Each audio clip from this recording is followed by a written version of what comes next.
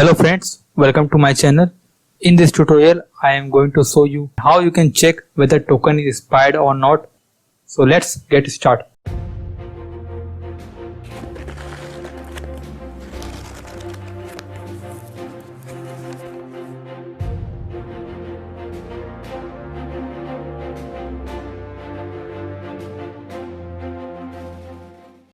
First, start your Django project. So come in PyCharm and start project.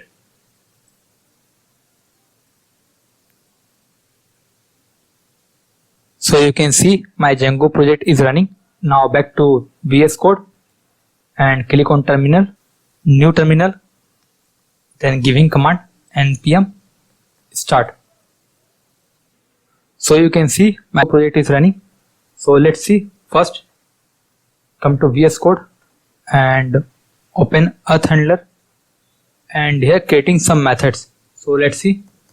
First is static get login token, then after that return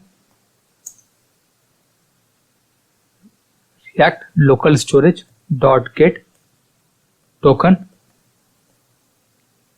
after that static get refresh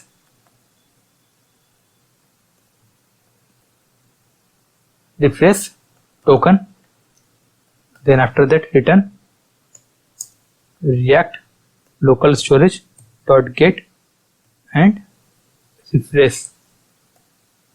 Let's see, copy this, paste here, it is same. After that create a new method. So let's see, static log out user. So here react local storage dot remove token, after that passing refresh token, then save it. Now it's compiling, wait few moments. After that let's come to config.js. Let's add a URL. So logout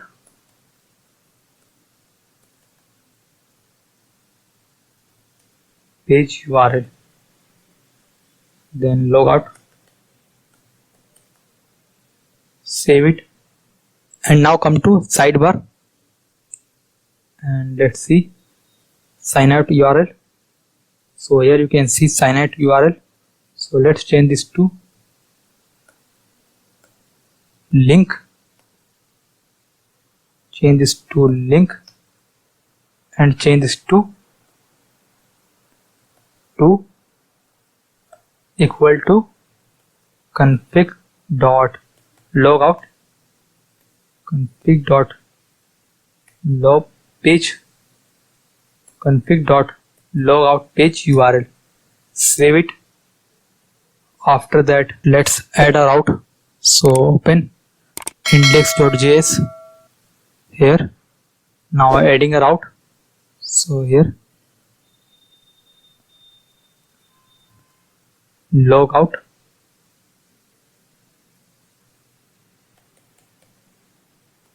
component, and here pass config dot logout page URL. Save it, and logout component is not defined. Let's create a component. So copy this and here pages, right click, new file, logout.js. after that import react from react, after that class logout component extends react dot component, then in render method return redirect, and you can see redirect is imported from React router DOM. So let's see, to / close it and save it. And let's come again in sidebar, index.js. Let's import this logout component. So here import logout component from dot pages slash logout component, then save it. Okay, here export default logout component, save it. Again come to this page and come to Chrome and let's try logout. So logout, it's not working.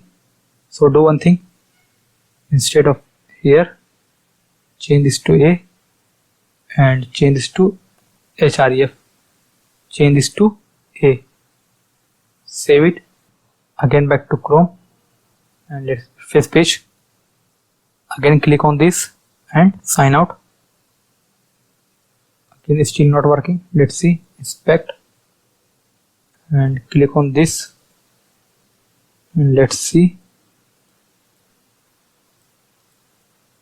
logout, which is perfect. Okay, link click is not working because I click on outside, it is getting hide. So come to VS Code and here you can see I added the code for event.target. So let's see one more thing. Here it's current, here current it's access this drop down. So open the click element,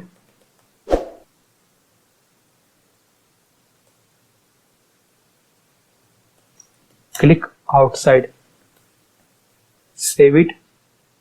Again refresh page and let's check again. Okay, you can see if I click on this, it's showing click outside. So we need to do something like or event dot target equal to this dot div reference to dot current, and here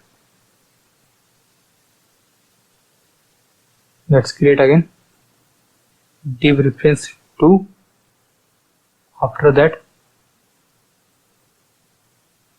you can see this reference, let's copy it and paste here and change this to 2. So now on clicking this link, it will not hide our menu. So let's see it's working or not. So back to Chrome, refresh page, again click here, sign out, and you can see this time it's working, but our user not get logout. You can see it's not logout. So let's see how you can do this. So again back to logout component and here auth handler dot logout user, save it. Again refresh page. Now let's try to log out. So click on this logout. Now you can see this time logout has been working and our user get logout. So again try to log in, admin, click on sign in, and you can see login successful. Now let's work on company. So first back to VS Code and let's create one more method. So here static check token expiry. After that where expire equal to false, then token equal to get login token.